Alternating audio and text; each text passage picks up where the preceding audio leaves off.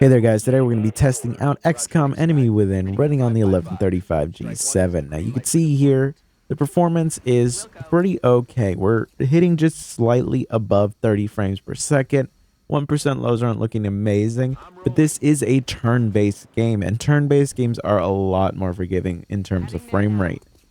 Having a frame rate this slow is really not going to impede your ability to play the game, because there's not going to be any moments where a stutter is going to completely ruin the gameplay for you. It is turn-based, so if things start to lag, you just wait out the lag and everything's good, and I haven't run into any major stutter here or there. I've been playing quite a few missions on this specific laptop. This is one of those games where I think this laptop really shines and it shows how good a performance you can actually get. And I haven't run into any issues, no crashes or anything like that. And crashing is really the only thing that I think would be debilitating in this kind of situation. Because overall, I think keeping a consistent 30 frames per second in this kind of game is perfectly passable. It does a good job. This is at 1080p, the lowest possible settings, and it does a decent enough job here. Now, if you're a big fan of the XCOM series, you might be the kind of person that will play the Long War mod. And Long War, I'm not 100% sure how it would perform on this chip, because we're talking about bigger enemies showing up, more enemies showing up, having way more units on missions. But even then, we're talking about a turn-based game here. You know, the performance hit might be substantial, but it might not be enough to ruin the experience here. Like, I've actually played this specific game on mobile before, you know, like they actually did a mobile port for it, and it was fine. You know, it did okay. Like, the performance wasn't a consistent 60 frames per second or anything like that, but it really didn't need to be. This is just one of those games where I think that the performance is kind of secondary. As long as you're not really crashing and it's not running as a complete slideshow, you're gonna have a good experience. You'll see that the frame rate sometimes goes into the 40s and stuff like that, and that's all you really need. So overall, I'd say that the performance on this chip is a win. You can get through the entire game, no issues whatsoever. Even if you don't, like, if you don't have an FPS counter on the screen, you won't really notice what the performance is really like, because again, it's turn-based. You're going to have a good experience playing like this. The game is going to be fully playable. You're not going to really run into any issues, and I've yet to run into any crashes or anything like that, which would be really the only thing that would make this debilitating. I want to thank you for watching. Be sure to subscribe if you are not subscribed. We're going to be taking a look at, of course, a bunch of other games, some older, some newer, just to really understand what this chip is capable of. And so far, I am very happy, especially with these older titles, how the performance is like, because there's so many classic games that you have access to on here. You don't really need to worry about performance, and you're going to have an absolute blast on a very cheap laptop. And if you are interested in picking up this laptop or any other kind of laptop, be sure to check out the Walmart affiliate link or the Amazon affiliate link down below.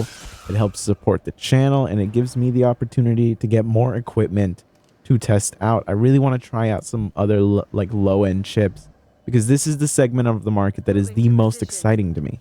I love being able to see what people are able to play on cheaper chips, because not everybody can afford just spending $800 on a graphics card. Sometimes $800 is literally your entire budget for not just a laptop, but a monitor for it, or maybe a keyboard and all of that. Like, not everybody has endless amounts of money to spend, and we want to be able to see what the performance is like on chips that the everyday person can actually get their hands on. You know, not everybody's going to be using a 3080. Some people are literally just going to be using a i5-1135G7, a AMD Ryzen R5 5500U. You know, these chips are extremely common. They're everywhere, and really seeing what the performance is like on those is, I think, it'll be helpful to a lot of people.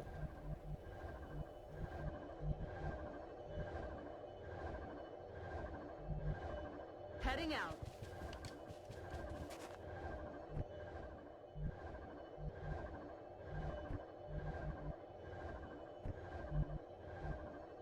Understood. Moving out.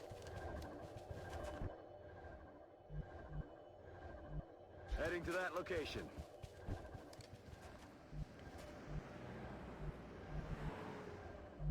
No need to ask twice.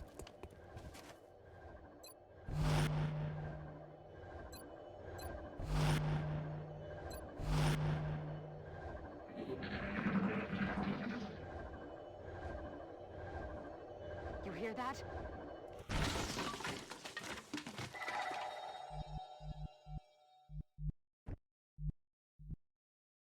Moving to position. Clear to engage. That's what we're looking for.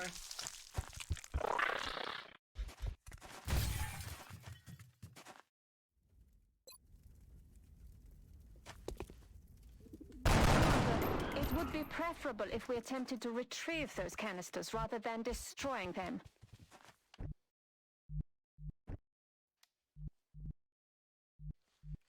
Heading there now.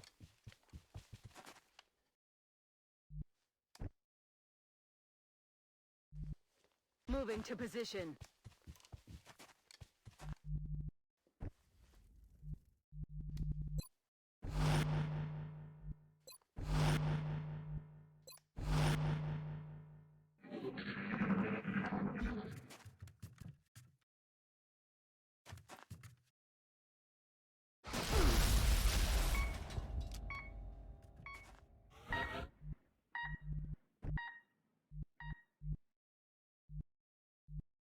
Position confirmed.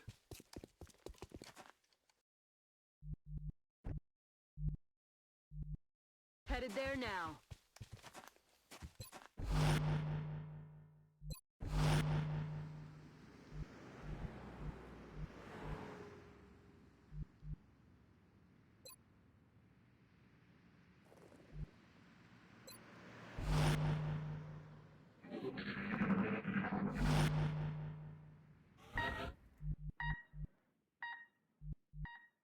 I'm on the move.